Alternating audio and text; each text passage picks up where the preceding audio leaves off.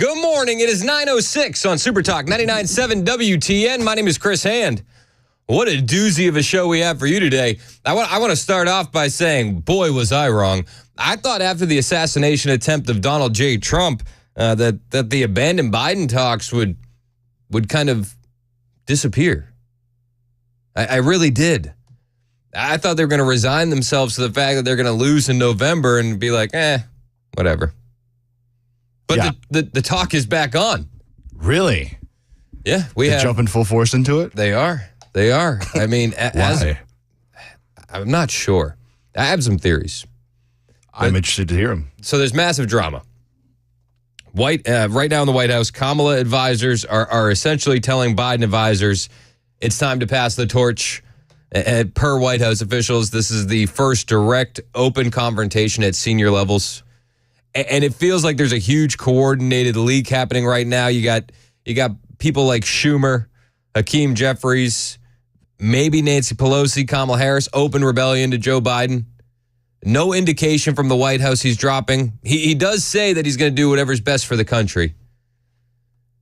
But he's in this clip, and I'll play it for you here in a little bit, saying, I would drop out for medical reasons, and then conveniently, an hour later, he came down with COVID.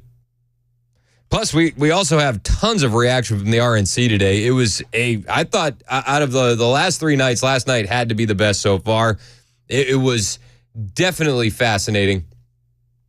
Great stories, great people. I have a ton of relevant audio. I mean, they had World War II vets. They had Gold Star families. They had family members of Donald J. Trump. His granddaughter gave a speech, and I thought it was great. They focused on the human element at the RNC. That was one of their goals, and they knocked it out of the park last night. We'll go over all that. Plus, we have updates on the assassination attempt. It's insane. So, if you've been paying attention over the past few days, we had a list of facts that we were certain were true. The FBI said that Crooks acted alone. The FBI said Crooks had limited social media use. The FBI claimed he was not known to the agency. He was a progressive donor. He was a registered Republican. His dad was a registered Libertarian. His mother was a registered Democrat. The AR-15 was purchased by his father. He was a member of a rifle club. Law enforcement officials say there was a good amount of planning that took place. But Crooks was somehow able to climb onto the roof. And a couple days ago, it was while not being detected by police or Secret Service. But now we're learning he was detected by police and Secret Service. Up to an hour before Donald J. Trump got on stage, they marked him as suspicious. They saw him with a rangefinder. 10 minutes before Donald Trump got on stage, that threat level was upped, and he had gone from being suspicious to being a possible threat. They still let Donald Trump on the stage. Why? I think that's the question everybody in America wants to know. Why? Why? So Crooks wasn't carrying his ID. They had explosive materials found in his vehicle and his home. I watched a big thing. One of our listeners said this to me, and anybody that ever wants to send me info or has a question about something, the best way to do it is on Twitter at Chris Hand on Air. Hit the follow button. I'll follow back. I had a listener send me something from an explosives expert, and he was talking about the process on how you would have to make those types of explosives and how dangerous it is. It's not something that this individual could have been doing at his mom and dad's home unnoticed. So he had to be doing it somewhere else, and that brings up more questions. Where? The items, essentially, you could source the items. You could get them. The explosives expert in the video I saw said, honestly, I've had some of these items delivered to my house via Amazon. So it's not like it's hard to get what you need, but there's a process to doing it. And the way this individual explained it on the video, to make those kinds of explosives, it's similar to Breaking Bad in the laboratory where they were making meth. So, and if there's any change in temperatures, it's too hot, you're going to blow yourself up. And the risk for blowing yourself up when you're making those explosives is huge. So raises more questions. Did he do this alone? I understand the kid has an engineering background, but it raises more questions. Where did he make the explosives? Where did he make them? Classmates say he was a loner in high school. He was spotted for an hour and labeled as suspicious by the Secret Service, later up to a threat, had a rangefinder. He was viewed by Secret Service on the rangefinder minutes before firing shots. He walked in there with a ladder, an AR-15, and wasn't noticed. They also said he had no social media footprint, but more and more is coming out about that.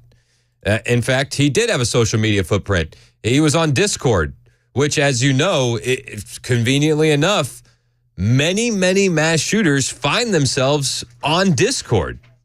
And we're also finding out that he was on a gaming platform which is known as Steam. I'm not super familiar with Steam. You know what Steam is, right? You game. Yeah, I game a little bit. I don't have like a... Can you explain what Steam is? Steam is an online game like purchasing store. It's like going to a GameStop on a website, essentially. They have discounts all the time. They have some chat features on there, and there are games that you can talk about like on reviews and stuff. So then it's all online, right? And Yeah, it's all online. You play the games through that server, essentially. Yeah. So you buy the games there, you play the games there, like Steam.com or something like that? Yeah, it's Steam.com. You make an account. You can have like a pro account. You can have a regular account. So like his card information, all that stuff is all going to be stored on there. All his personal information is on that website. So the word is that he wrote an ominous warning on the gaming platform Steam before he shot the president. He posted on Steam, July 13th will be my premiere. Watch as it unfolds. Interesting. Wild, right? Yeah, that's... It sounds like fake, but I did just actively get chills about that. And he's on Discord. Which makes me... Because that's a communication platform. It makes me wonder who else is he talking to on there? And who else is he in? Is he in a group chat with a group of like-minded people? And are they persuading him to do stuff like that? Or is he sharing his ideas with people like that? It raises so many more questions. And a lot of these kids are radicalized on Discord. Yeah. Many such cases. Yeah. And it's like, I use Discord, but I don't, it's to play games with my friends, and that's where it cuts off. But like the stretch and the versatility of that app, you could use it for whatever. Yep. Wild. So he did have social media. It just brings up more and more questions. Breitbart put out an article last night talking about what we know so far, and they bring up the fact that our own Mark Green wrote in a letter to DHS Secretary Alejandro Mayorkas, the seriousness of this security failure and chilling moment in our nation's history cannot be understated. No assassination attempt has come so close to taking the life of a president or candidate since President Reagan was shot in 1981. Had the bullet's trajectory been slightly different, the assassination attempt on President Trump might have succeeded. So at 1 o'clock, doors open to the rally, okay? By 3 p.m., Crooks had gone through a screening area with a magnetometer, the big bulletproof things, and he was carrying a rangefinder. It looks like binoculars, and he was flagged, okay? Around 5 p.m., Trump was scheduled to deliver remarks, but he was late. Sometime before 5:11, police allegedly spotted Crooks hanging around the American Glass Research Complex, that AGR building, that's the roof he went on, more than an hour before the assassination attempt. That's according to WPXI in Pittsburgh. Prior to 5:45, another law enforcement officer who saw Crooks on the ground also calls him in as a suspicious person and takes a picture. An officer checks the grounds for Crooks at that point but does not see him. 5:45, Beaver County Emergency Service Unit team member stationed inside the AGR building notices Crooks scoping out a roof near the rally, calls it in, and takes a photo of him. 5:51, Secret Service spots the shooter and confirms the threat at 5:53 before Trump takes the stage. They spotted him on the roof at 5:51, confirmed the threat at 5:53, and allowed Trump to go on stage at 6 p.m. Excuse me? Is that standard operating procedure? At around 6 p.m., the officer sends the photo to command to be on the lookout. Officer then sees Crooks return to the building carrying a backpack. He issues more warnings to command. Crooks sits down and begins looking at his phone. At this point, Trump is about an hour late. Officer then sees Crooks pull out a rangefinder, gauge the distance between where he and Trump were speaking, and he again notifies command about what he's seeing. 6:02, Trump takes the stage. Crooks is still on the ground at that point. My mistake. Crooks is still on the ground at 6:02. Sometime after 6:02, Crooks scales the building, behind and out of sight of where the officers that were in the building were. Butler Township officers converge on the building, do a full perimeter walk of the building. This is when people are screaming. There's a guy on the roof. The police officers hoist the other one up. Crooks points his gun at the officer. The officer ducks, falls to the ground. He's injured at that point. And then they radio it into a blanket tactical channel. At no point should they have let Donald Trump on the stage. At no point, as this is going on, should they have let the speech continue. And at least a minute before the shooting, a couple minutes before the shooting, I counted 2, rally-goers were alerting police to Crooks being on the rooftop. 6:11, shots fired. Shots fired. How did they let him on the roof? How did they not stop him and interact with him beforehand? How did they let Trump on stage?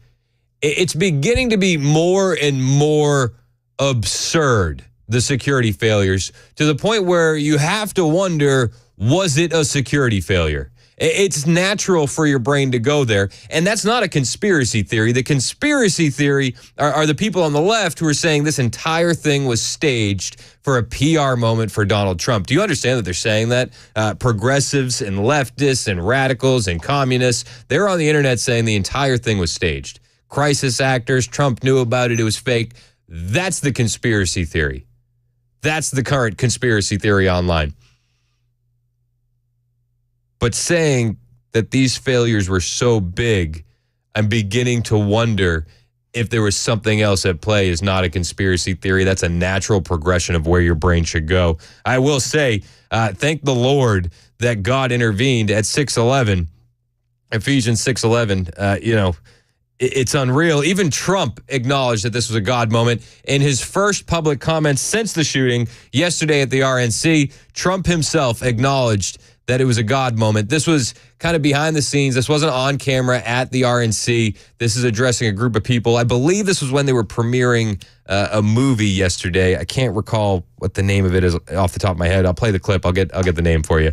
This is Trump making comments at the RNC yesterday. That's what you call a close call.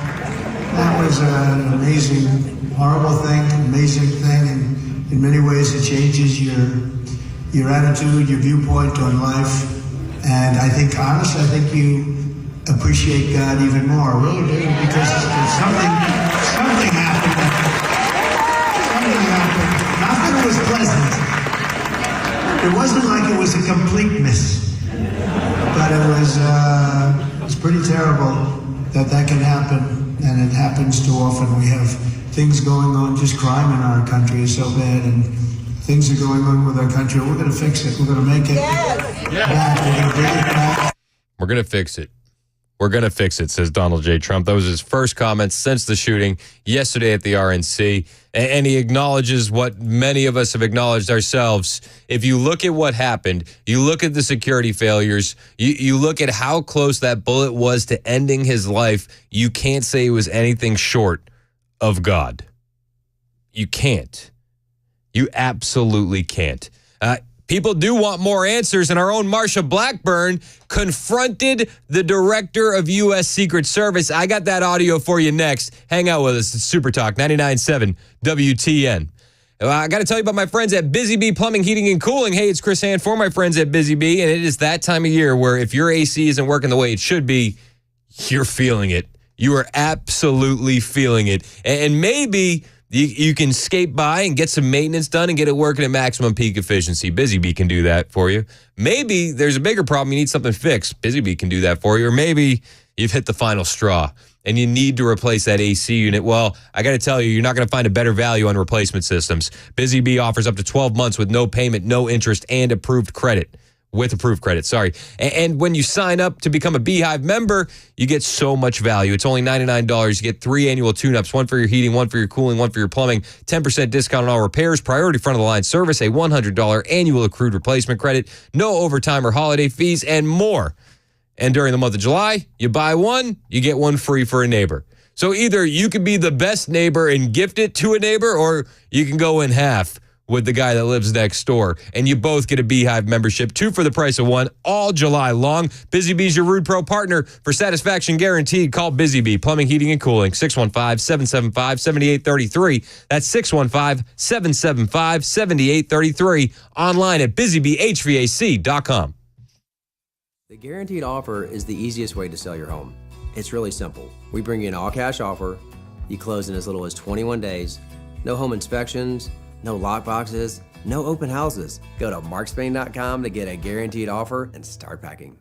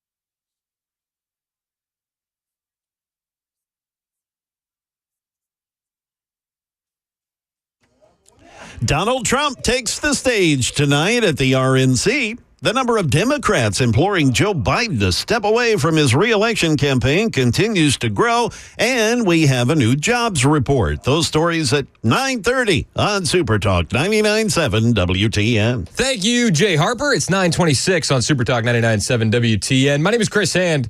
Marsha Blackburn is very upset with the United States Secret Service Director, Kim Cheadle. So much so that she confronted her last night at the RNC, and I got to tell you,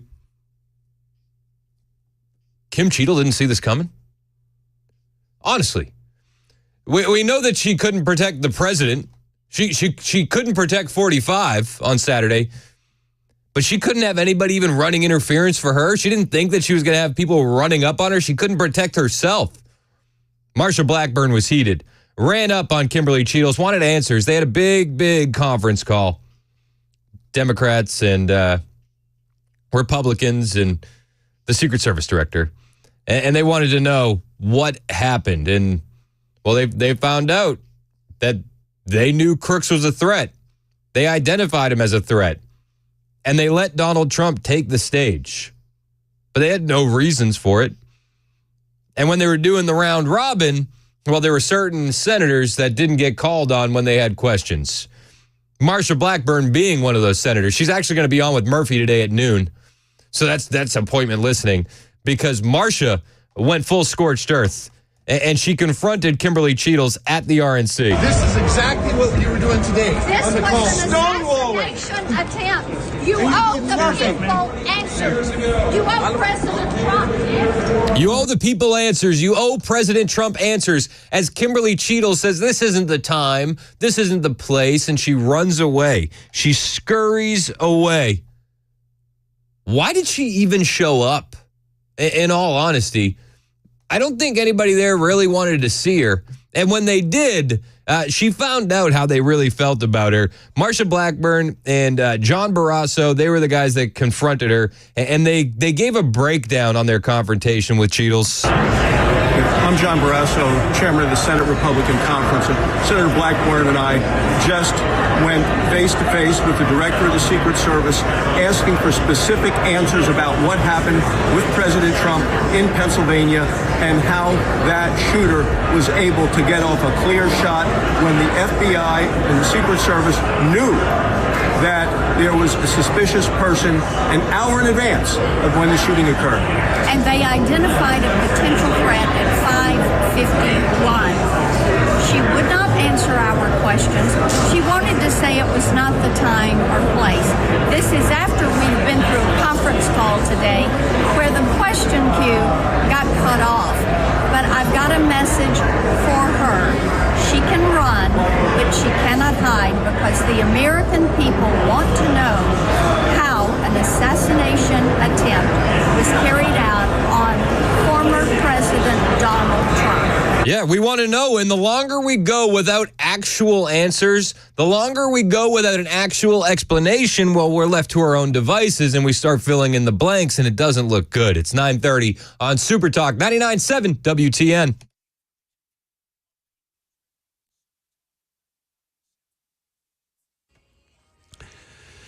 Yes, good morning. It is 9:30. I'm Jay Harper with your top stories. We've got clouds, 76 degrees. A full forecast is on the way. Former President Donald Trump accepts his party's nomination tonight. ABC News, Stephen Portnoy, he's going to be reporting from the convention this evening. He is there now. In a call with ABC's Jonathan Karl earlier this week, Donald Trump said instead of an angry humdinger, he'll deliver a unifying message to the country.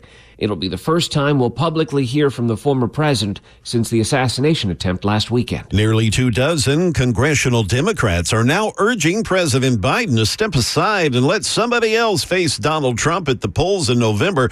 The topic has come up among Republicans that are meeting in Milwaukee, as we hear now from ABC's Jim Ryan. Given the criticism of President Biden's performance in last month's debate, even from Democrats, Republicans here at the RNC hope the incumbent president stays in the race. Some, like Mark McCloskey of Missouri, say it really doesn't matter. I think anybody else would have a really hard time because there's people that talk and there's people that do it. McCloskey, an attorney by trade, says that Democrats may face legal hurdles in replacing Biden on their ticket. Unemployment numbers are still low, but new numbers show a slight increase in the jobless claims. New signs of a softening labor market as jobless claims for the week ending July 13th increased by 20,000.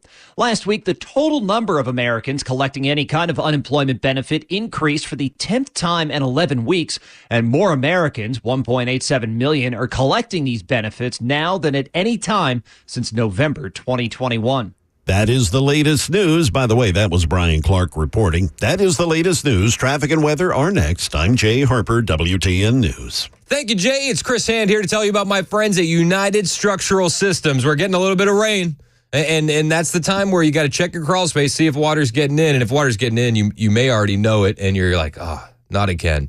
More rain. Well, if water's getting into your house, like you got to fix that problem. And I recommend you call my friends at USS, United Structural Systems. I've met these guys. I've sat down with them. I broke bread with them. I got to tell you, good, honest, hardworking people, proud of the work they do. And if you're noticing that standing water in your crawl space, wet basement walls, cracks in your basement floors, that's your house trying to tell you something. And USS, they're fluent in house. They can speak house. So they'll come to you, they'll look at your issues and come up with a custom solution for you. They won't leave until the job is done, and then when they do leave, they're going to make sure you're satisfied, and they're going to leave you with a warranty for life.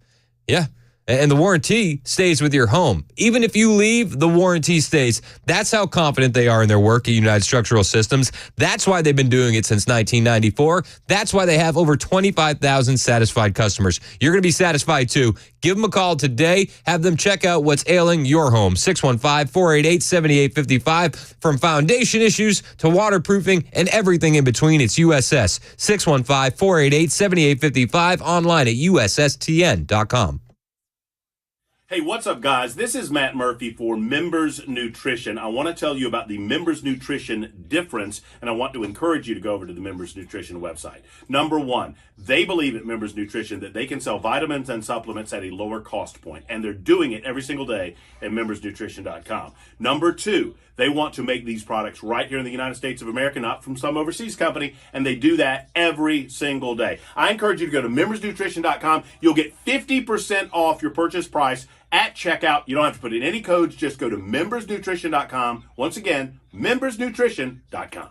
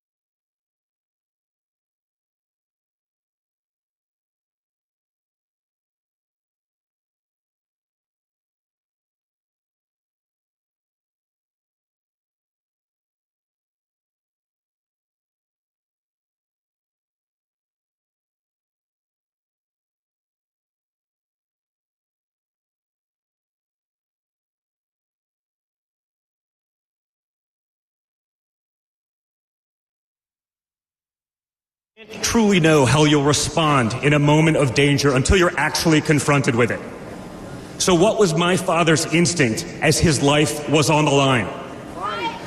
Not to cower, not to surrender, but to show for all the world to see that the next American president has the heart of a lion.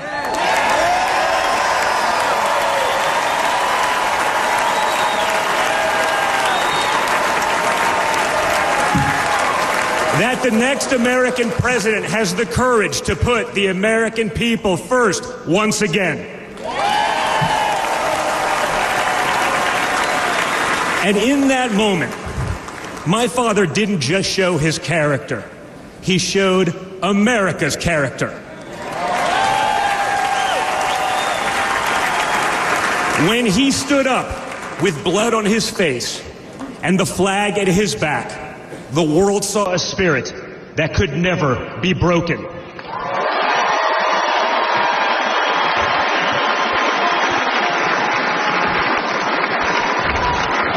And that is the true spirit of America. That's Don Jr. last night at the RNC. It's 9:39 on Super Talk 99.7 WTN.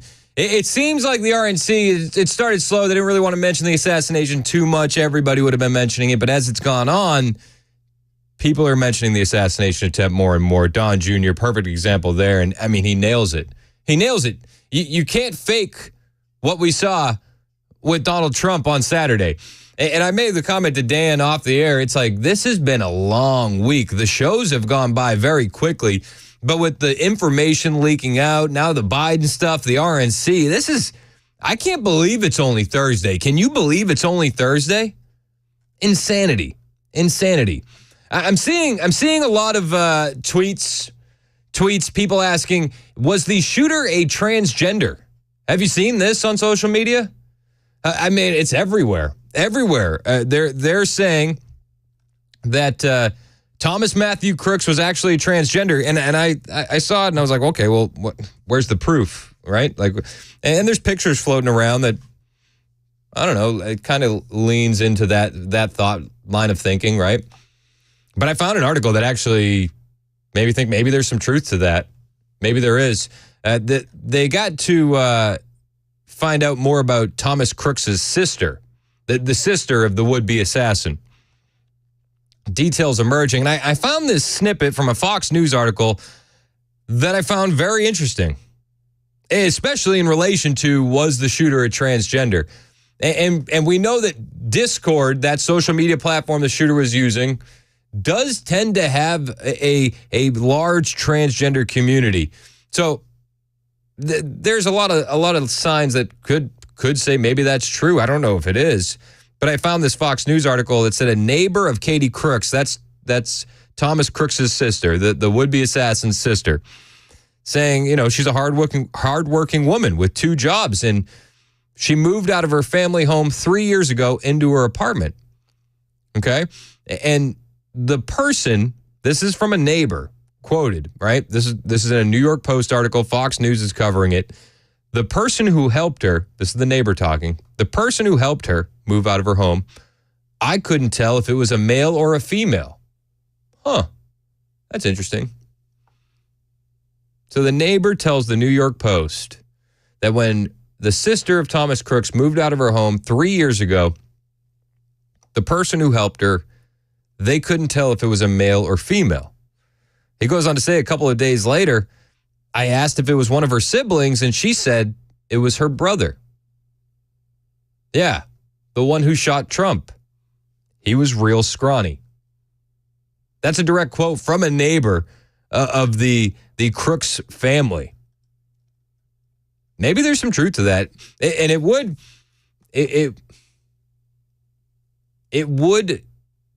create more questions. I'm like, is it going to bring more answers or is it going to bring more questions? But we see so many times in these situations with these shooters, the SSRIs, the drugs involved, you're never allowed to ask those questions. You're never allowed to talk about that. We're also being told by the powers that be, the authorities in charge of the investigations, that we don't know the motive. We don't know the motive, and we don't know the politics of the shooter. which I found interesting because I don't know if you've seen this, but I've seen this interview floating around quite a few places. A classmate of Thomas Crooks saying on record he hated Donald Trump. I brought up the fact that I'm Hispanic and, I'm for Trump. And he said, well, you're Hispanic, so shouldn't you hate Trump? And I was like, no, he's great. I mean, he's a great president. And he called me stupid or insinuated that I was stupid. He's like, well, that's kind of stupid. I mean, it sounds like a liberal to me, right? Well, you're Hispanic. You have to hate Trump. You're black. You have to hate Trump. You're gay. You have to hate Trump. It's the identity politics of the left, is it not? And he says, you're Hispanic and you like Trump? That's kind of stupid. Would an independent say that? Would a conservative say that? Would a libertarian say that? I'm just doing process of elimination here. Do you think anybody else would say that? So when they tell me that they don't know the politics of the shooter, I kind of look at that and throw up my hands and go, okay, we don't know. Okay, we have no idea. I brought up the fact that I'm Hispanic and I'm for Trump, and he said, well, you're Hispanic, so shouldn't you hate Trump? And I was like, no, he's great. I mean, he's a great president. And he called me stupid or insinuated that I was stupid. He's like, well, that's kind of stupid. Yeah, I mean, it sounds like a lefty to me. I'm not going to jump to conclusions. I'm not making assumptions. I'm just doing a little pattern recognition. You know what I mean? And Fox News is reporting on what we talked about a little while ago, that they knew that this individual was a threat before Trump took the stage. They knew that.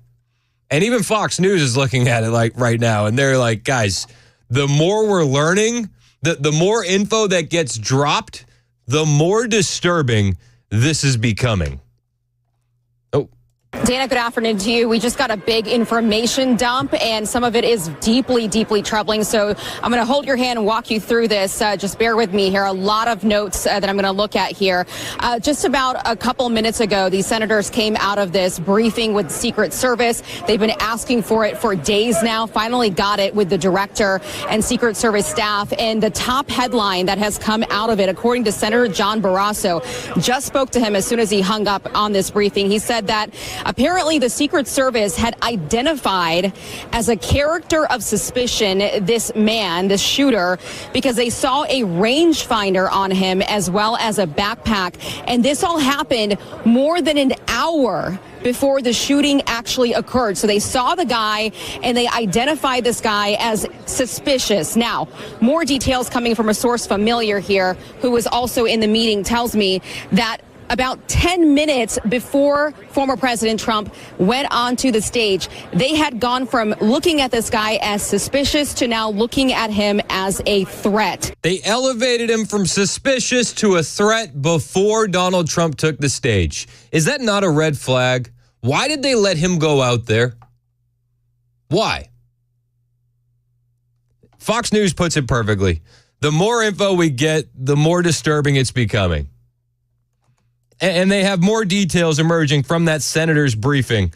That is coming from this briefing that the senators were in. They were told that Secret Service had called it in to a center that this guy, they now identified as a threat about 10 minutes before President Trump walked on stage, and they still allowed him to walk onto that stage. I'm told the Secret Service agent in charge there was on the phone with local and state police about the threat while the shooting was taking place. He's on the phone with local police while the shooting is taking place. Why did they let Trump on that stage? That's huge. And that is raising a lot of concerns and now major calls for the director of the Secret Service to step down immediately. Yes. I mean, I don't understand why this woman still has her job. Why? Well, she was handpicked by Jill Biden. It blows my mind that she's still there. It absolutely blows my mind that she's still there.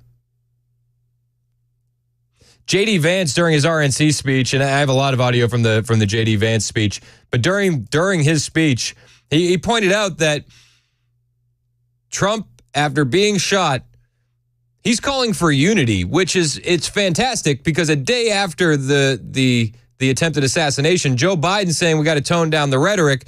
Trump is saying we gotta be unified and unite America. There's only one party right now calling for unity. There's only one party right now toning down the rhetoric. It's conservatives. It's the Republicans. And J.D. Vance makes that point last night on stage. Now consider what they said. They said he was a tyrant. They said he must be stopped at all costs. But how did he respond? He called for national unity, for national calm, literally right after an assassin nearly took his life. Yep, that's Donald Trump for you. He's calling for calm. He's calling for unity. J.D. Vance makes that point. My neighbor Dave is on the phone. What's up, Dave? You're next on Super Talk. Chris, what's up, man? What's up? What are you thinking? Summer and I watched the J.D. Vance and his wife's speech last night, and they were incredible. I mean, thoughtful, intelligent, sincere. I mean, just both of them. Talk about a power couple. Well, and when you look at J.D. Vance, dude, at 39, like you got young kids, I got young kids. Isn't it nice to look at a somebody in power and be like, oh, I can relate to that guy? Yeah. Moses was watching it with us, and he connected the dots before we even talked to him about this. He was like, so if Trump has 4 more years, that means that maybe J.D. Vance could be the president for 8 more years after that. And we're like, yeah, buddy, that's right. Yeah. That could happen. He could serve 2 terms and then only be 52. That's how young this guy is. Yeah, just freaking knocked it out of the park last night. Oh, it was unbelievable. You hit the nail on the head. I appreciate you calling, man. J.D. Vance, I think one of the best parts about J.D. Vance's speech was that he didn't, the politics were there, right? Like, and he focused on the Rust Belt, and he did all the things that he was supposed to do. But where he excelled was the human element. And he talked about his mom, overcoming addiction. That's a story millions of Americans can relate to. He talked about his grandmother raising him, taking care of him. People can relate to that in 2024. He had some great quotes too, like some absolute great quotes. And he nailed Biden. He said, he nails Biden. He says, when I'm in 4th grade, a career politician by the name of Joe Biden supported NAFTA, a bad trade deal that sent countless good American manufacturing jobs to Mexico. When I was a sophomore in high school, a career politician by the name of Joe Biden gave China a sweetheart trade deal that destroyed even more good middle-class jobs. And when I was a senior in high school, Joe Biden supported the disastrous invasion of Iraq. At each step of the way, in small towns like mine in Ohio or next door in Pennsylvania or in Michigan and other states across our country, jobs were sent overseas and children were sent to war.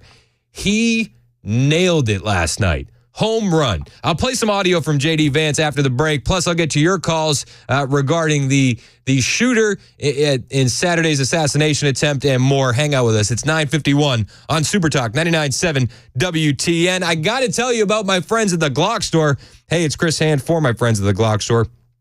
When you're thinking about where to get your firearm or where to do your training, I got to tell you, there is no better place than the Glock store. That's where I'm doing my training in the Shoot 270 indoor shooting rooms, just me and a private instructor, none of that lane range nonsense. I hadn't done the private shooting rooms before the Glock store, had never seen something like this, and after doing it and training like that, I'm never going back.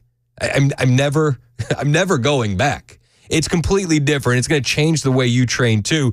And the people at the Glock store, man, they just want to answer your questions. They're friendly. They're happy to help you. When I went for my training session, I showed up early, and every single employee in that store greeted me, asked me if they could help me find something, wanted to know what I was looking for. They're the best staff. I mean, they have a whole counter in the back dedicated to just answering your questions. It's kind of like a Genius bar that they have at the Mac stores, except for guns. So it's a lot more fun. That's what you get at the Glock store. I mean, it's unbelievable. When you want to practice shooting, go to the Glock store. When you want to get a Glock, go to the Glock store. Why would you go anywhere else? Honestly, stop by the Glock store, talk to the people, check out the shooting rooms. Not because I'm telling you to do it, but because once you see it for yourself, you're going to go, why didn't I do this sooner? Spoiler alert. That's what happened to me. That's the Glock store, minutes from the airport and worth the drive from anywhere. Hey, it's Dan Mandis, and I am so glad that California Closets has fixed my closet catastrophe. After exact measuring and planning, they came over and got to work. Yeah, once it was all plotted out on their 3D CAD system, the pieces are measured, cut, and precisely installed into my space. It was clean, fast, and professional, and above all, my new closets look and function great. Now, this was my dormer, and now this is my new dormer thanks to California Closets. Look at all of this added space for shirts and shoes, you name it, and it is cut so precisely, simply amazing. And my old closet that has now been reborn as the ultimate in style and functionability, making the best use of the space that I had. They can work on just about anything: bedrooms, garages, home offices, closets, pantries, and so much more. Find them online, CaliforniaClosets.com, and see what they can do for you. You can schedule a free design consultation. Mention my name, CaliforniaClosets.com.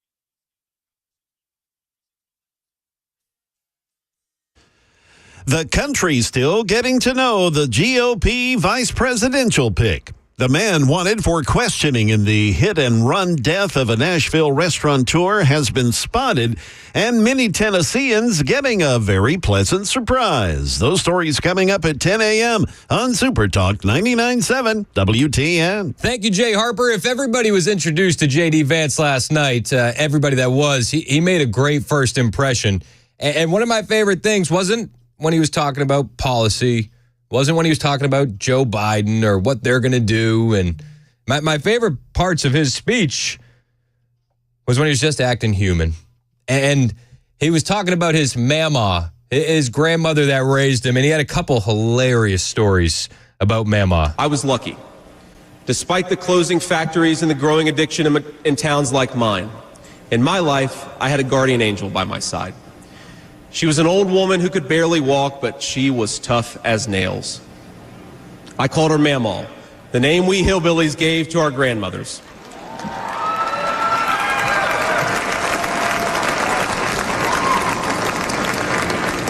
Mamaw raised me as my mother struggled with addiction.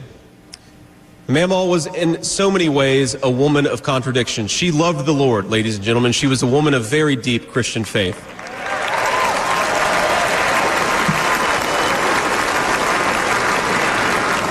But she also loved the F word. I'm not kidding. She could make a sailor blush. Now, she once told me, when she found out that I was spending too much time with a local kid who was known for dealing drugs, that if I ever hung out with that kid again, she would run him over with her car.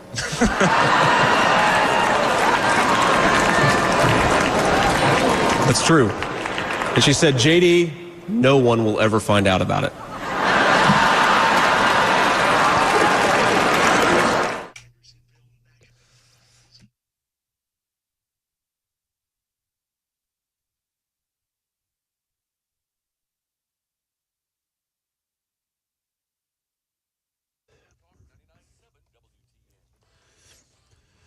Good morning. It's 10 a.m. I'm Jay Harper with your top stories. Clouds, 75 degrees. A complete weather forecast is upcoming.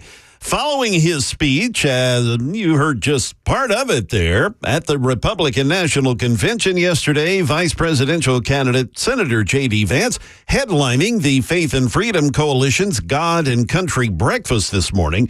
Here's Vance during his remarks speaking of former President Trump. It's just such an honor to be on the ticket with him. It's such an honor to stand with him after what happened last Saturday. I'm sure that you've heard a lot of people say this, but you will never be able to convince me that last second turn of a head was anything other than a miracle. Back here in Tennessee, Fox 17 reports that an accused car thief believed to have information on a deadly hit-and-run crash that killed a Nashville restaurant owner has been spotted in the Chattanooga area. The Tennessee Highway Patrol in Chattanooga reports that troopers are actively searching for Ulysses Martinez for eluding law enforcement. Troopers say Martinez is currently on foot in the East Ridge and Brainerd area of the the Chattanooga vicinity, and possibly armed. Police also say the 24-year-old is wanted for questioning in the June crash of that Smoke and Thighs restaurant owner, Matthew Carney. And Tennessee's Department of Treasury returned around $63 million to Tennesseans, many of whom didn't know that they had the money coming after 78,000 claims through the state's unclaimed property program this past fiscal year. The money's turned over to the state by businesses, organizations, and other groups that weren't able to find the rightful owner. Examples of unclaimed property would be things such as a utility refund, maybe a lost paycheck, or an insurance refund. That is the latest news. Weather's next. I'm Jay Harper, WTN News. The guaranteed offer is the easiest way to sell your home. It's really simple. We bring you an all-cash offer. You close in as little as 21 days. No home inspections, no lockboxes, no open houses. Go to markspain.com to get a guaranteed offer and start packing.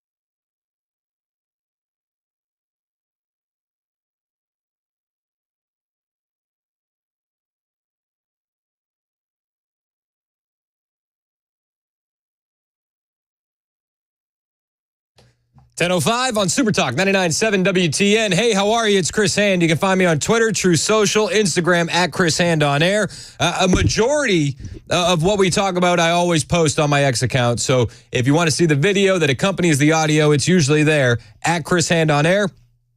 Hit the follow button. I will follow back. Like if you want to see the full chase down of Kimberly Cheadles, the Secret Service director, by Marsha Blackburn, I got it up there for you. You can check it out at Chris Hand on Air.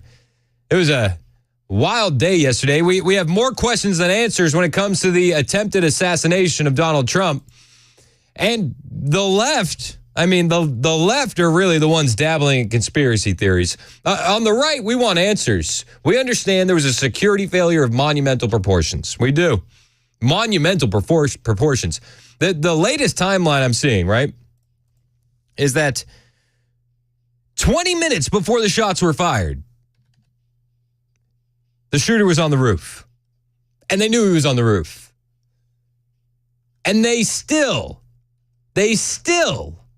let Donald Trump take the stage. At 5:52, they spotted crooks on the roof. 20 minutes before the first shot. 10 minutes before Donald Trump took the stage. Why?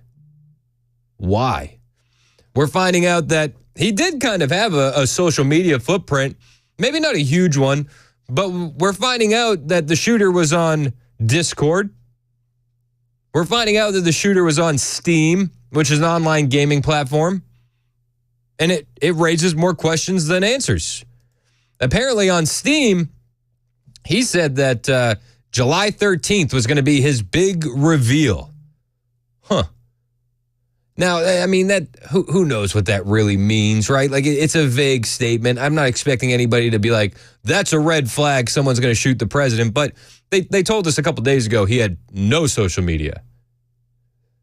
The story's evolving and changing so quickly. It's insane. Let's go to Dave on the road. You're up next on Super Talk. What's up, Dave? Oh, I just wanted to comment on Steam. I'm an old fart, but I'm a big-time gamer, and if you know his username, which I guess you do, you can see what kind of games this guy's been playing, and kind of get an idea of, his character or what he's about. Yeah, nothing. I didn't know if you knew that or not. No, nothing I saw had his username. That definitely would give you a little bit more insight into who this individual was. Would it not? What's that now? I said that would give you more insight if you knew what games he was playing, would it not? Oh, yes, absolutely. What games are people? I don't know how many games he's got, so you can get a good line of it. But he's been there and there. What games are people playing on Steam? Number one, What games are people playing on Steam, Dave? Oh God, I own probably hundreds. So it's essentially just an online PS5, right? Well, it's PC. It's all PC. If you're on Steam, you play games on PC, not on PS5 or Xbox. Got you. Hey, appreciate the info, Dave. Thanks so much, man. Let's go to Gary in Greenbrier. You're next on Super Talk. What's up, Gary? Well, appreciate you having me on again. I had personal experience years ago. I was at Pope Air Force Base. I was a Major Army, and I was at, thank you kindly. I was at base ops. I had to do some work there. It's just regular military stuff. And the Secret Service came in, and they were sanitizing the area. And one of them had me show him my ID card, and he said, Major, are you going to be here tomorrow? And I said, yes. He said, when are you going to be here? I told him what time. He says, well, then you better be here tomorrow. Okay? And this is you dealing with Secret Service. Secret Service. Then, the next day I was there, as I said I would be. And So I had an interesting time because the regional director for the Secret Service, this is President Clinton coming in, because I was uniformed and I was a major, he had me stick with him, and he explained how it all works. I even got to see some of the backup vehicles with the Uzis on the inside, and he told me, he pointed out where the snipers were and the airfield at Pope Air Force Base and up on the buildings, and it was really interesting because I didn't see him until he said, look at that, look at this, and then I went, wow. And the comms vehicle was there, the van, and very interesting, and he explained that there's a 1 mile radius sanitized zone. Now, you can imagine this is, 30 something years ago? Yeah. And what it was is President Clinton was coming in, and President Clinton actually talked to me. I mean, he comes down the line, and I was there, and I saluted him, and he saluted me and shook my hand and talked to me very personably, like I was the only person in the world. Really wonderful exchange there. And in the Secret Service, when the president comes by, they'll tell you, do not make a sudden move. Shake the president's hand. Do not make a sudden move. Because if you do, they'll jump on you. Yeah, understandably so. So he tells me how it actually works. So they sanitize, and they have satellite and everything, and the snipers are all positioned. A chicken can't get in. And they aim at the president from all kinds of angles. So if it's an assassin near shot, then they got him. If it's far away, then the sniper's counter sniper, whoever that person is, and they have every angle, and they're all connected with communications. Now that's over 3 decades ago. Imagine how sophisticated it is now. Well, so you would think so, right? Yeah, nobody is anywhere that shouldn't be there, and anybody's there better be there as was planned, and that includes the rally goers. Well, and this is the biggest eye opener to me. Anybody with any Secret Service experience at all in dealing with them or working for them, they say that this should have never happened. Rep. Corey Mills was on CNN and Fox News yesterday talking about this was so basic that it has to raise the question of if it was intentional. My opinion is absolutely was intentional because you had failures beginning 3 hours out with the kid ranging. Yep. You got local law enforcement that are just totally not ready for any of this kind of thing. And the sniper who's supposed to be on that building or the law enforcement on that building didn't show up for work. Are you kidding me? What's the command and control center doing? Yep. The command and control point, which was in that building with cameras and everything. Hey, how come nobody's on that roof? Or how about you check in and report in? How do you let the president on the stage when 20 minutes before the shots are fired, you have him spotted on the roof? 10 minutes before Trump takes the stage, they have eyes on the shooter on the roof.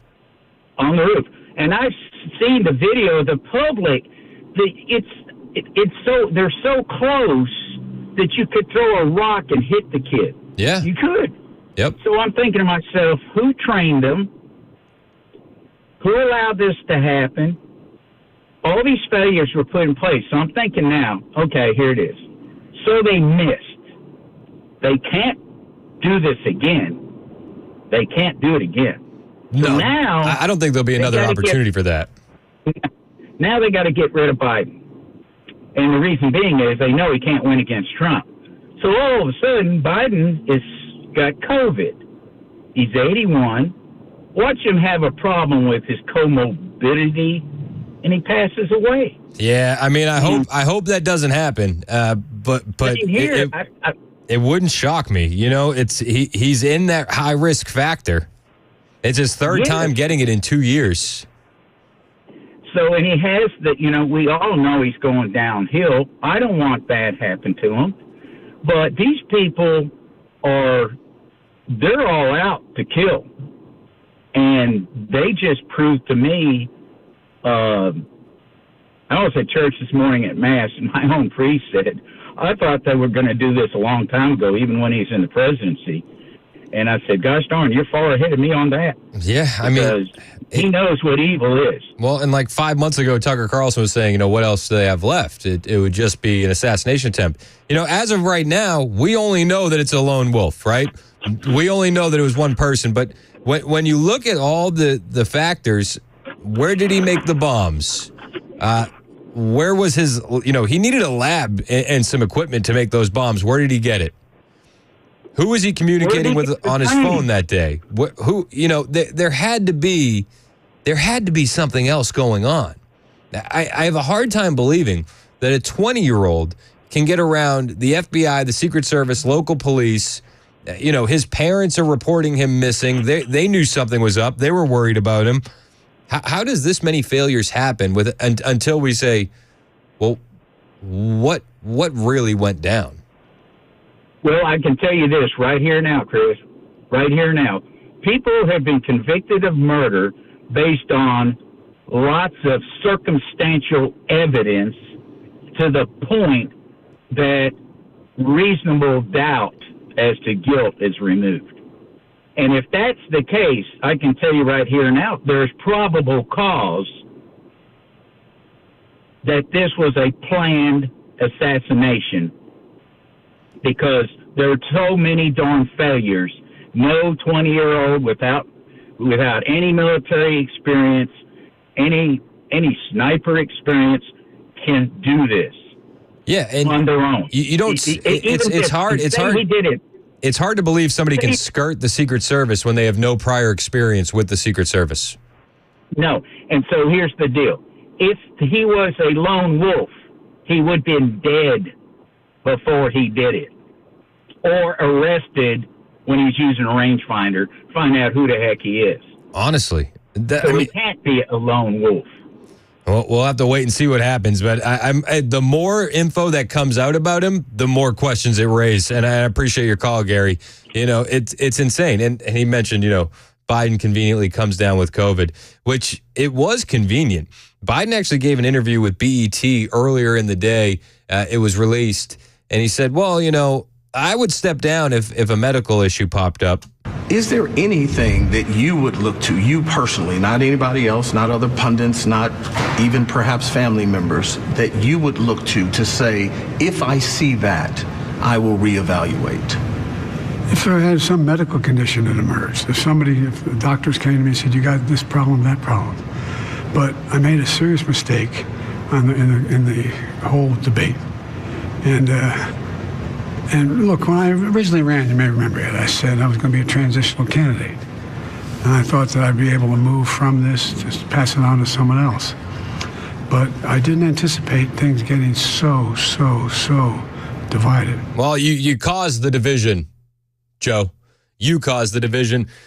It's wild because during his interview, I believe it was with Lester Holt, they said, would you step down? He said, only if God himself came down and said I shouldn't run.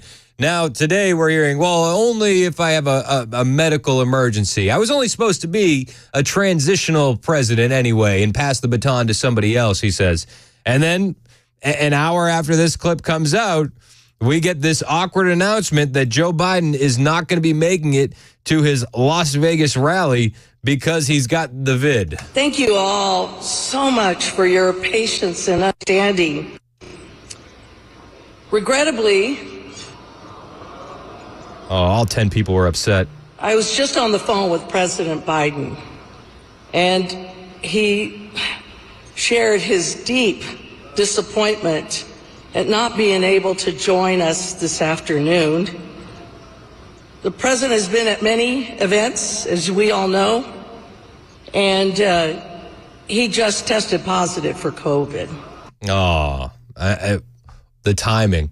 An hour before this announcement, Joe Biden was walking into a restaurant, shaking hands with people, getting in their faces, right by their tables with the food, doing super spreader things. Remember during the pandemic where that was like one of the worst things you could do? Joe's doing it. Joe's doing it now. And the day before, he was sniffing kids. He was sniffing kids. I have video evidence of both of that on my Twitter, at Chris Hand on Air. Plus, I have ridiculous audio from the leftist known as Joy Reid. She's upset. She's upset that Trump has an iconic photo. And she also wants to make the point that if Biden survives COVID, it shows the same type of strength. I can't even say it. If Biden survives COVID, it shows the same type of strength that Donald Trump showed when he survived an assassination attempt. This is honestly, this is what she said, and I'll play it for you next. Hang out with us. It's 1021 on Super Talk 99.7 WTN. Hey, what's up, guys? This is Matt Murphy for Members Nutrition. I want to tell you about the Members Nutrition difference, and I want to encourage you to go over to the Members Nutrition website. Number one, they believe at Members Nutrition that they can sell vitamins and supplements at a lower cost point, and they're doing it every single day at membersnutrition.com. Number two, they want to make these products right here in the United States of America, not from some overseas company, and they do that every single day. I encourage you to go to membersnutrition.com. You'll get 50% off your purchase price at checkout. You don't have to put in any codes. Just go to membersnutrition.com. Once again, membersnutrition.com.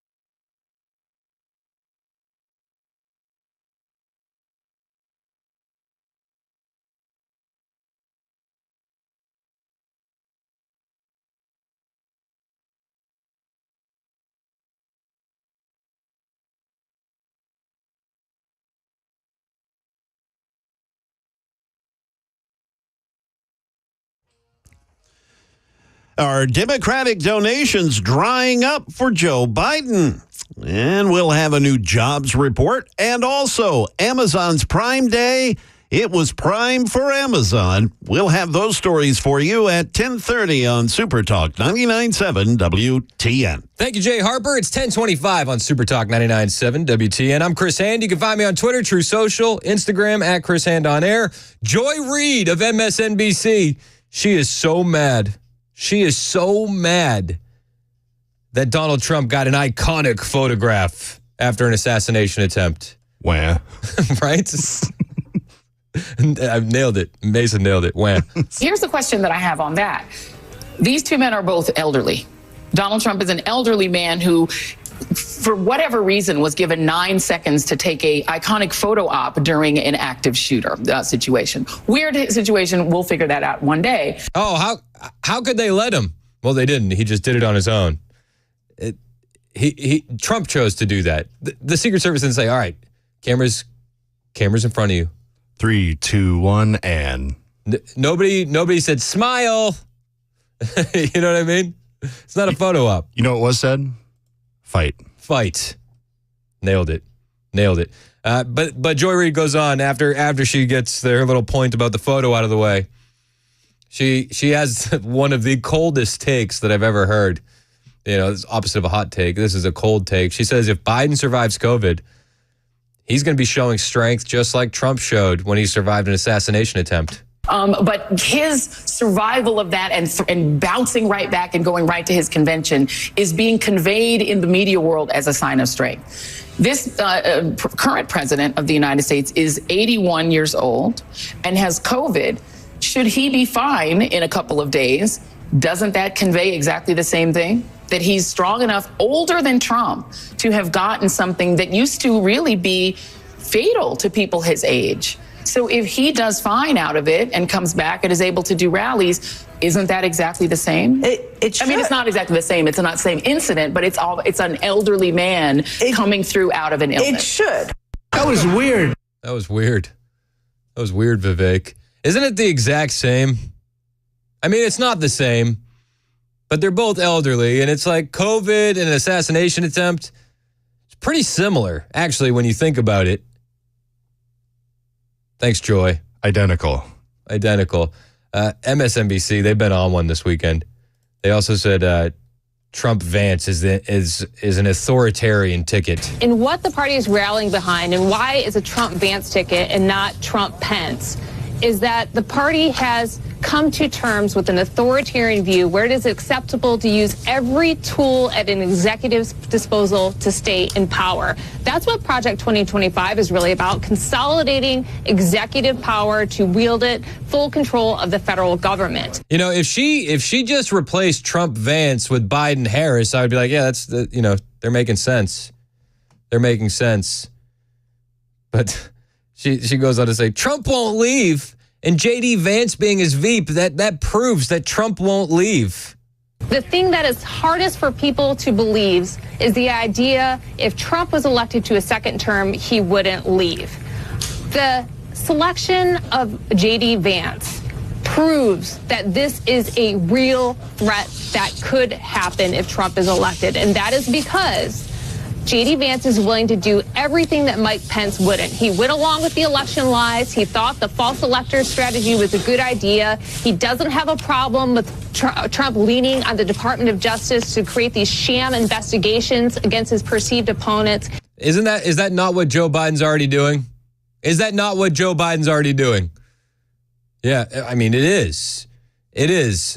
Trump Vance, it's the authoritarian ticket. Trump won't leave, and J.D. Vance proves that, totally negating the fact that Trump left in 2020.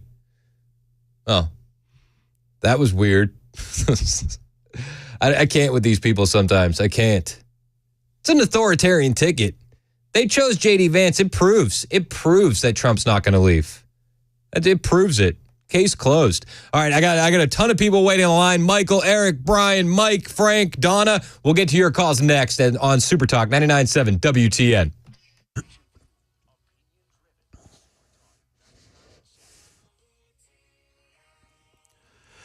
Good morning. It's 10:30 a.m. I'm Jay Harper with your top stories. Mostly cloudy, 76 degrees, a full forecast coming up. Sources tell ABC News some of the highest-ranking Democrats in D.C.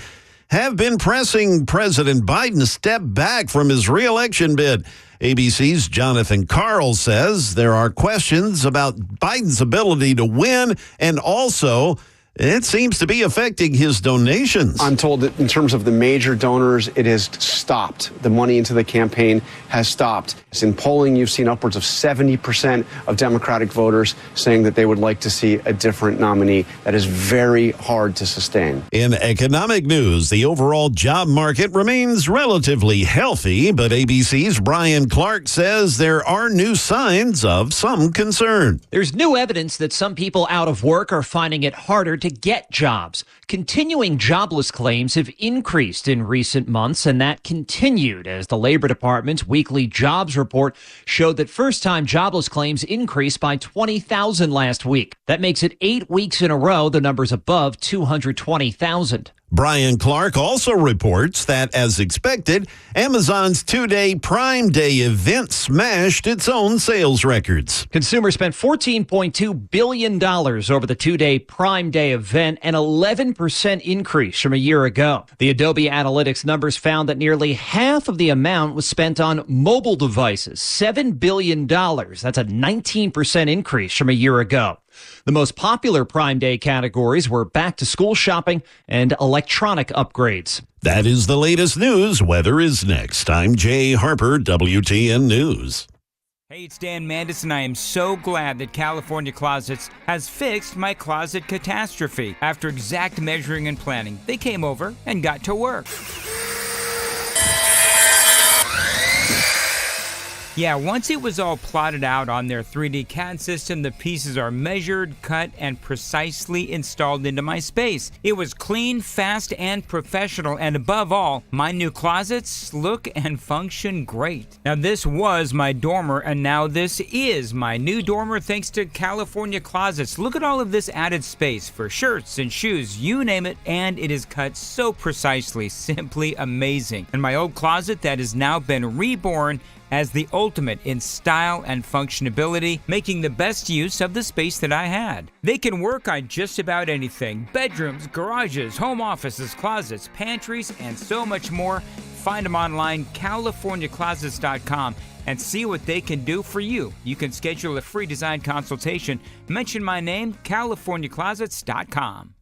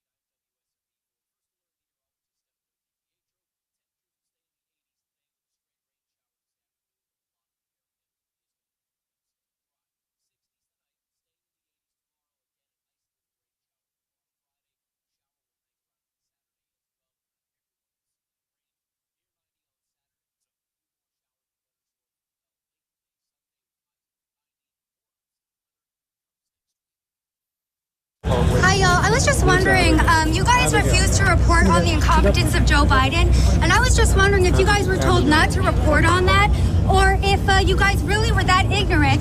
The entire American public, for some reason, was able to see that Joe Biden was grossly incompetent and that he's been in cognitive decline for a long time. However, you guys just started reporting this. Dana, can I ask you about this? Dana, you're a respected reporter. Why is it that you guys just started to report on the decline of Joe Biden? Why have you just started to report on the decline of Joe Biden? That's Savannah Hernandez, who's live at the RNC. It's Super Talk 99.7 WTN. Joining us on the Newsmaker Hotline is Savannah Hernandez. And Sav, I got to say, you're just out there collecting scalps. You're going after Kristen Welker. You're going after the entire team of CNN. What has the reaction been like? Are they just running away from you when they see you now?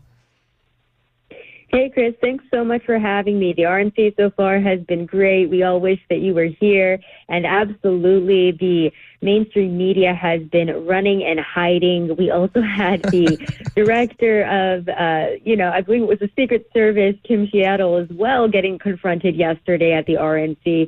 So it's been a good event because this has been the one time where the American public has been able to actually hold a lot of the people who have been spreading propaganda, hold their feet to the fire, which is something that we aren't able to normally do. So it's been a great opportunity. Well, and when you confronted Kristen Welker, she had this look on her face of pure terror. I don't think they were ready for you. Do you feel like they were ready for you? I don't think so. You know what's funny too, Chris, is a lot of these shows, of course, are doing entire coverage of the RNC event, which goes on until sometimes 10 or 10:30 at night. Now, oftentimes they will extend these shows until 11, and then they'll wait an extra 15 to 30 minutes to make sure that everybody in the conference area is gone before they try to leave their booth. Now, this is something that I realized pretty early on Monday, which is why I was like, okay, this is the tactic. They're waiting for the American people to leave the area. So, of course, they're not having to be confronted with that. Kristen walked by me, and I thought, maybe I just let her go. And then last minute was like, you know what, this is a golden opportunity. And NBC News specifically reported that after the attempted assassination on Donald Trump, it was just popping noises. Yep. And, as an American citizen, if Joe Biden had been in this position, God forbid, the media would have at least said alleged assassination attempt. That's how they would have reported this if they had no facts and they weren't worried. But CNN, MSNBC, NBC reporting that it was loud noises, popping noises, that Donald Trump simply fell.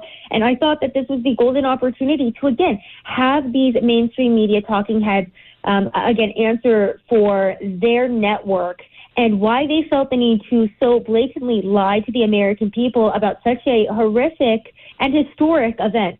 It's unbelievable that they would do that, but at the same time, it's very believable because it just fits their track record.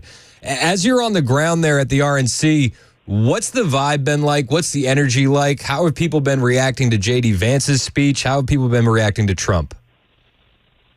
The energy has been incredible, and what I want to point out first is the change in President Donald Trump. I think everybody here feels it. It has been a very emotional RNC. I feel like this event hasn't even just been about politics this week, but Donald Trump, who was almost taken away from his own family. We've seen Laura Trump speak, Donald Trump Jr. Of course, Donald Trump's granddaughter yesterday gave a beautiful speech, and Americans really have been resonating with how much this man's family loves him. Yep. We can really see on Donald Trump's face the emotion. And this week, he really does seem like a changed man. He seems even more relatable and humanized than ever.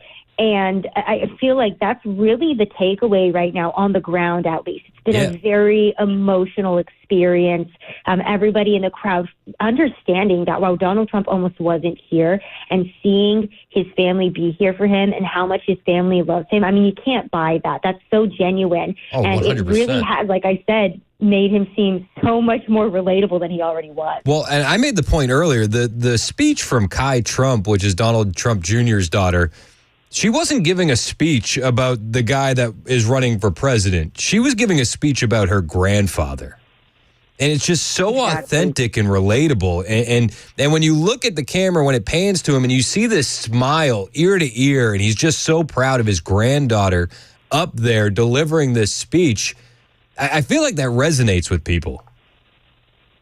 Absolutely. And I was thinking about this as well. And, we've seen all of the clips of Donald Trump, who's a little bit more fun and joyful on maybe reality TV shows or maybe interacting with Barron at Trump Tower. A lot of people have seen that old clip, but he's still very much a businessman. He's still very much Donald Trump.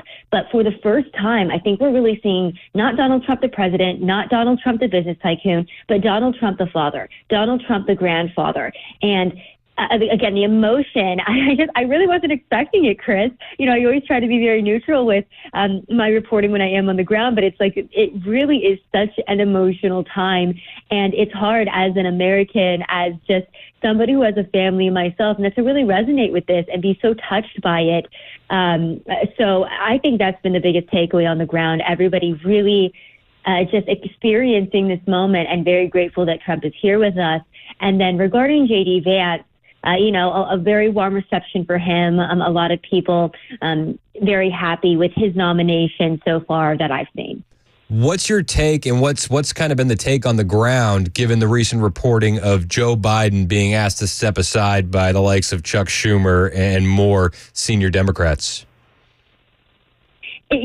Surprisingly, the focus has really been on unity, like the Republican Party has been talking about this week. Regarding Joe Biden, I think the tactic from the right wing right now is to just let the Democratic Party implode on itself. There's no need for us to add to the commentary. There's no need for us to make jokes about the mental decline of Joe Biden anymore or even discuss it. The Democratic Party is doing that all on their own. Joe Biden, with his own incompetence, is doing that on his own. Right now, we are seeing the media completely scramble to try to rewrite the narrative or try to essentially cover up what is happening. You even had Joy Reid of MSNBC yesterday try to equate Joe Biden getting COVID to Donald Trump almost getting assassinated. Yes, I know. So that's where the media. I played that a little while ago. I was like, is this woman insane? Yes, she's insane.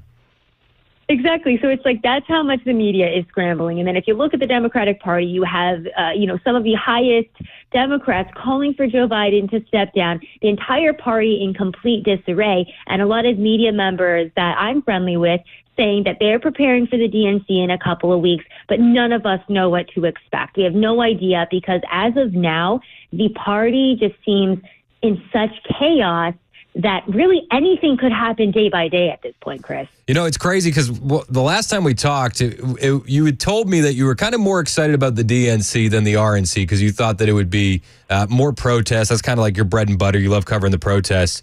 Have you seen any protests at the RNC, and are you shocked at how big this has been this week? I mean, without the assassination attempt, do you think that we would be seeing the exact same RNC?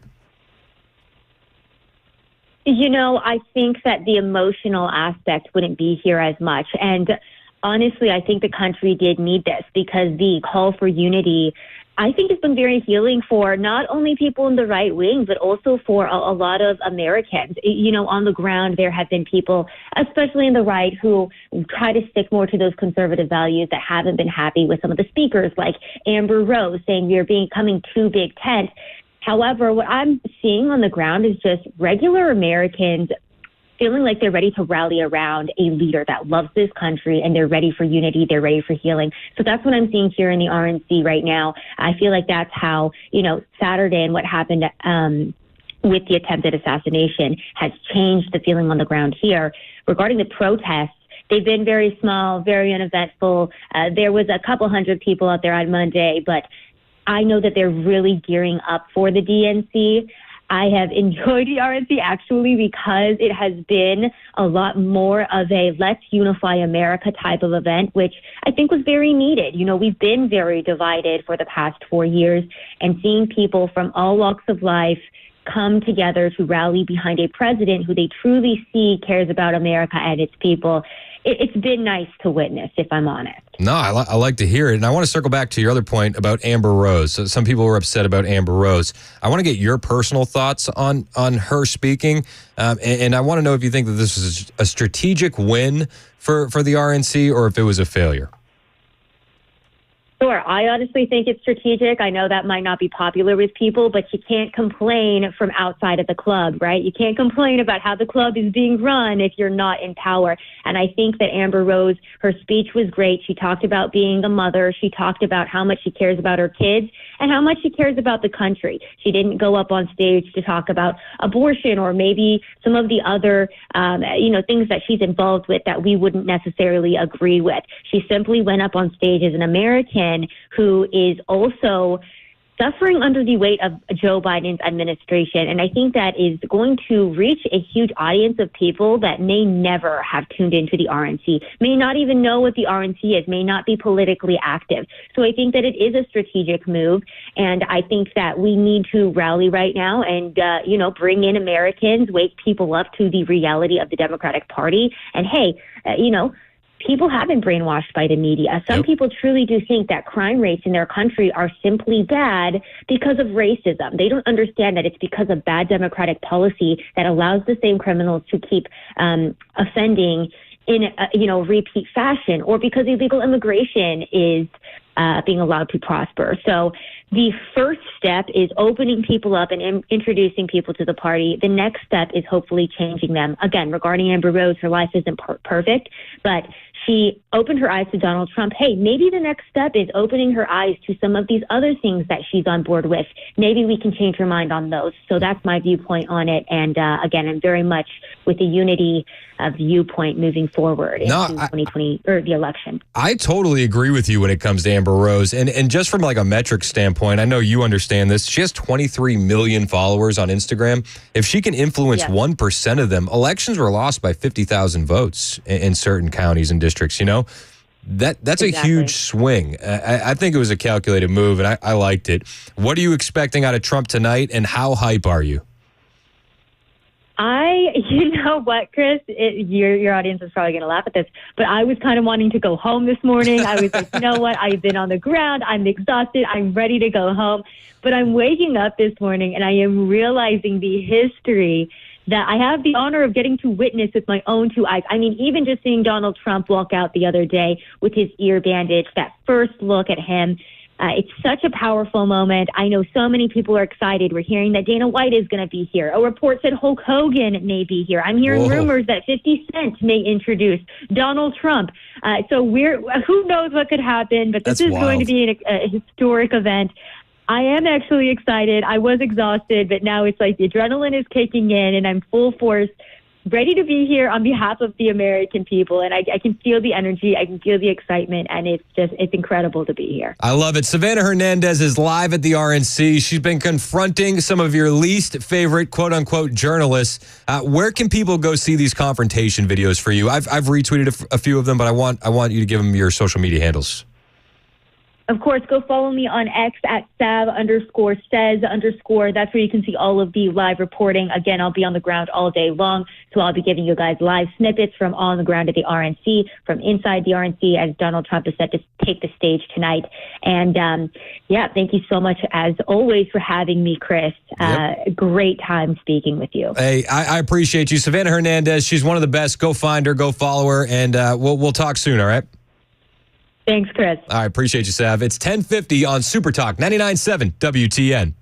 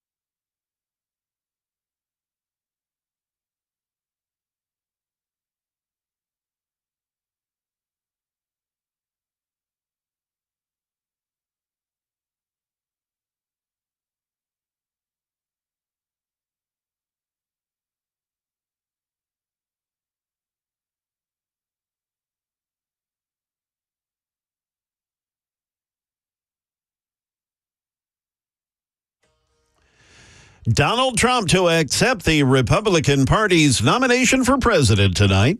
New details from the electronic devices of the Butler, Pennsylvania gunman, and many Tennesseans, you're going to be getting, if you haven't already, a very pleasant surprise. We'll have those stories at 11 a.m. on Super Talk 99.7 WTN. Thank you, Jay Harper. It's Super Talk 99.7 WTN. I'm Chris Hand. Thanks again to Savannah Hernandez for coming on the show.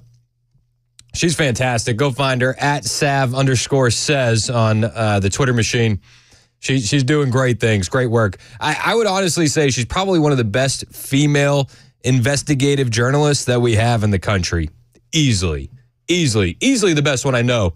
And she's just a great person. So shout out to Sav. Go find her at Chris Hand on Air. You can find all of her confrontation videos and more. That interview will be podcasted. I'm looking forward to the RNC tonight. If it was anything like it was last night, it's going to be fantastic. Last night, man, I was floored a couple times. Sav made the point that she wasn't ready for how emotional it was going to be. I'll be honest with you, I wasn't either. I was sitting there with my wife, and a couple times, both of us are like wiping away a tear. When they're talking about the Gold Star families are on stage, and then JD Vance with his personal stories, and when you heard from the granddaughter of Donald Trump, it was fantastic. But one of my absolute favorites was 98-year-old D-Day participant, Battle of the Bulge survivor, and World War II hero and veteran William Peckrell. He addressed the RNC yesterday, and he said to Trump, if you're back as commander-in-chief, I would re-enlist today. And President Trump, back as commander-in-chief, I would go back to re-enlist today. Amazing. 98 years old.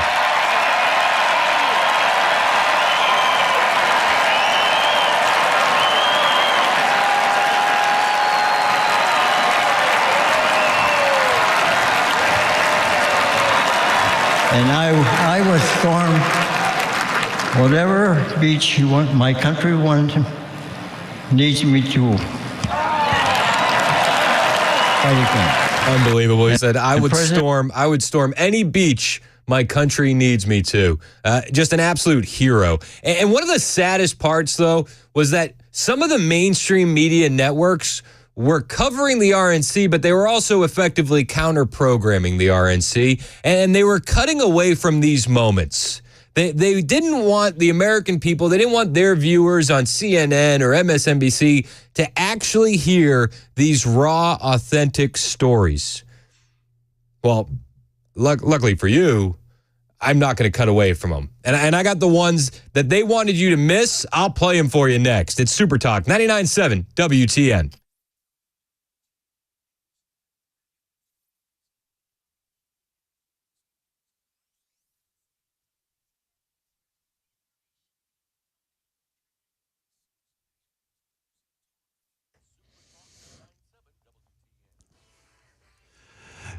Good morning. It's 11 a.m. I'm Jay Harper with your top stories. Mostly cloudy, 77 degrees. A weather forecast is on the way. Former President Donald Trump accepts his party's nomination this evening. ABC's Stephen Portnoy reports from the RNC in Milwaukee. The former president told ABC's Jonathan Karl on Monday that instead of the humdinger of an address that had been prepared for him, he aims to deliver, quote, more of a unity speech tonight. Each night in the convention hall, Trump has been seen wearing a bandage over his right ear. On Monday, Trump said he hoped that the bandage might be able to come off by the time he speaks tonight. We'll see. New details from the phone of gunman Thomas Matthew Crooks. Sources telling ABC News that the FBI's examination of his phone revealed that he searched for the date of the Trump rally in Butler, Pennsylvania, as well as dates for the upcoming Democratic National Convention in Chicago. The FBI and Secret Service briefing congressional leaders about the assassination attempt. ABC's Pierre Thomas has more. We learned of a new potential gap in the plan. Sources telling ABC News the Secret Service requested that a local police cruiser be stationed at the same building where the shooter was perched. but local law enforcement said they did not have the resources to provide that cruiser. Back here in Tennessee, the Department of Treasury returned around $63 million to Tennesseans, many of whom didn't know that they had money coming to them. After 78,000 claims through the state's unclaimed property program this past fiscal year, the money is turned over to the state by businesses, organizations, and other groups that just couldn't find out who owned the money. Examples of unclaimed property would be utility refunds, maybe a lost paycheck, or perhaps an insurance refund. That is the latest news. Weather is next. I'm Jay Harper, WTN News.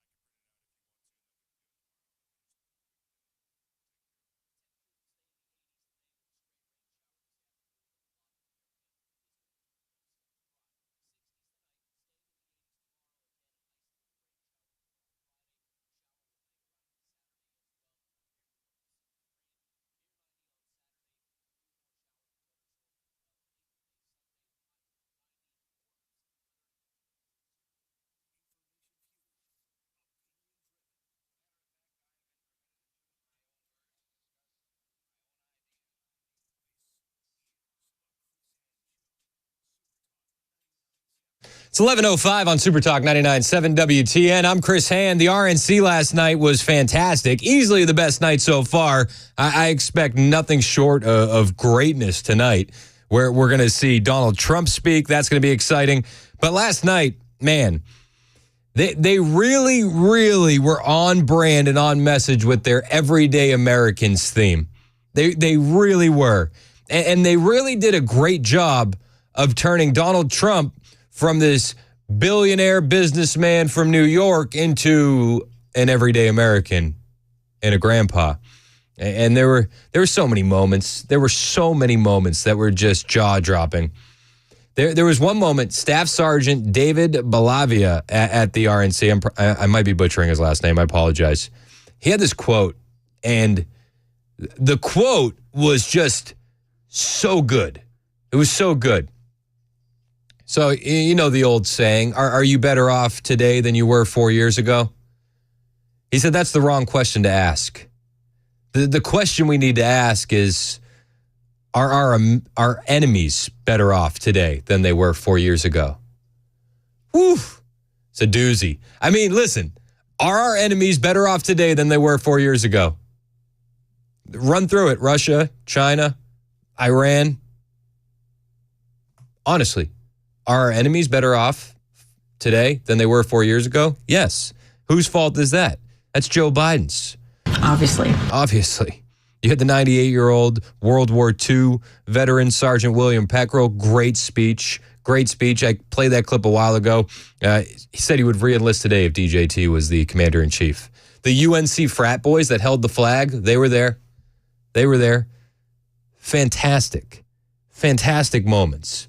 One of the ones that really stood out to me was Tom Homan, former ICE director.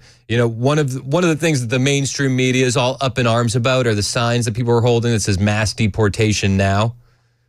And Tom Homan, he hit that point hard. As a guy who spent 34 years deporting illegal aliens, I got a message to the millions of illegal aliens that Joe Biden's releasing our country in violation of federal law.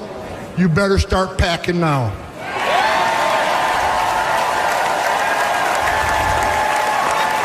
You're damn right. Because you're going home. I got another message to the criminal cartels in Mexico. You smuggled enough fentanyl across this country to kill 148,000 young Americans.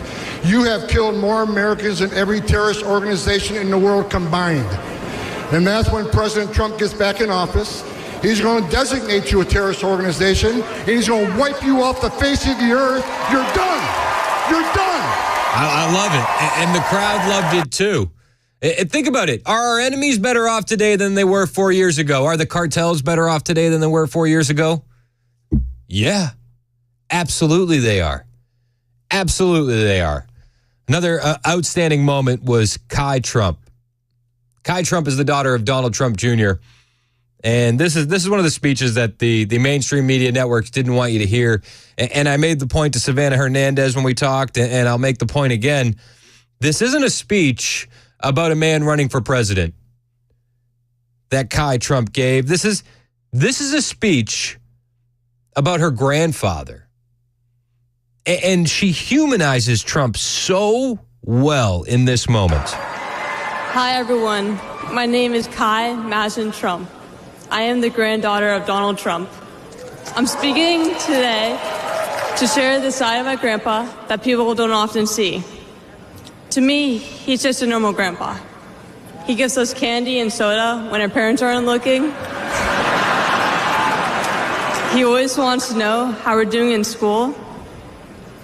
When I made the high honor roll, he printed it out to show his friends how proud he was of me. And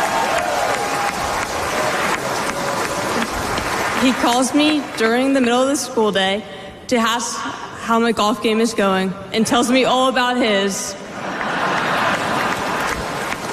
But then I have to remind him that I'm in school and I'll have to call him back later. When we play golf together, if I'm not on his team, he'll try to get inside of my head. I know. And he's always surprised that I don't let him get to me. But I have to remind him I'm a Trump too. I mean, it's just such a moment and so real and so raw and authentic. And as I'm sitting there watching this, it like hit me. I'm like, this girl almost lost her grandfather. This girl almost lost her grandpa. And for what? For what? Because he has the audacity to put American citizens first. Because he has the audacity to just tell you exactly what he's thinking. Because he wants the economy to work for everybody. Because he wants peace. He doesn't want these endless forever wars. She almost lost her grandfather. It's heartbreaking. It's crazy. And she addresses what it was like when she found out that he had been shot. And this is one of those moments that it's like, it's so humanizing for Donald Trump. And you can feel it when she's talking about it, how stressful of a situation that was for her. The fear and anxiety that came along with hearing that her grandfather had been shot. On Saturday, I was shocked when I heard that he has been shot. And I just wanted to know if he was okay. It was heartbreaking that someone would do that to another person.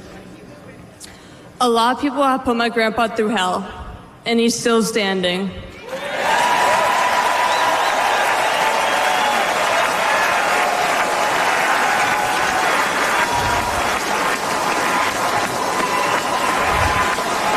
Grandpa, you are such an inspiration, and I love you.